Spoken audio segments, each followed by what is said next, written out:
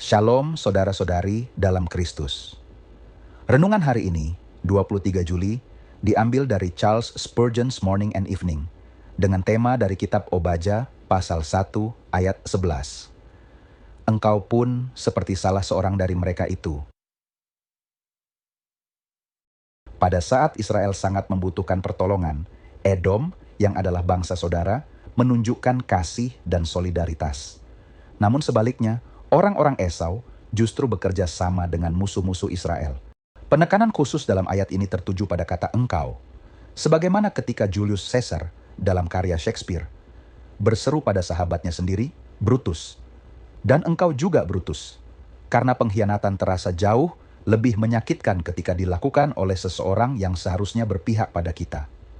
Spurgeon menggunakan ilustrasi ini untuk menekankan betapa dalam dan menyakitkannya dosa ketika dilakukan oleh orang yang seharusnya setia dalam konteks rohani, yaitu umat Allah sendiri.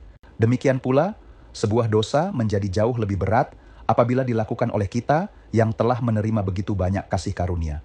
Jika kita, umat pilihan yang telah ditebus, diberi terang dan diberkati dari surga, masih juga hidup dalam dosa, maka kesalahan kita menjadi amat mengerikan. Seandainya seorang malaikat menghampiri kita di tengah kejahatan, ia tak perlu berkata banyak, cukup bertanya, engkau, apakah engkau ini? Apa yang sedang kau lakukan di sini? Setelah banyak diampuni, banyak diselamatkan, banyak diajar, banyak diperkaya, dan banyak diberkati, beranikah kita menjamah hal-hal yang jahat? Jangan sampai terjadi. Renungkanlah beberapa menit pagi ini, pembaca yang terkasih. Tidakkah engkau pernah bersikap seperti orang fasik? Di sebuah pesta malam, ketika orang-orang tertawa karena lelucon najis, dan telingamu tidak terganggu, engkau pun seperti salah seorang dari mereka itu. Saat ada yang berbicara meremehkan jalan-jalan Tuhan, dan engkau hanya diam karena malu, engkau pun tampak seperti mereka. Saat orang dunia berdagang dengan curang dan bersaing keras demi keuntungan, tidakkah engkau juga pernah bersikap demikian?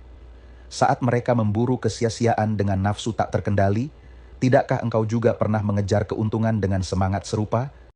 Adakah perbedaan yang terlihat antara engkau dan mereka? Benarkah ada perbedaan? Disinilah hati nurani kita diuji. Bersikaplah jujur pada jiwamu dan pastikan bahwa engkau sungguh adalah ciptaan baru dalam Kristus Yesus.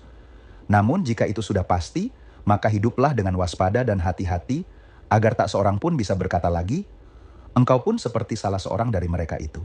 Engkau tentu tidak ingin ikut serta dalam kehancuran kekal mereka. Lalu, mengapa meniru cara hidup mereka sekarang? Jangan masuk ke dalam rahasia mereka, supaya engkau tidak turut dalam kebinasaan mereka. Berpihaklah kepada umat Allah yang menderita, bukan kepada dunia yang menolak Dia.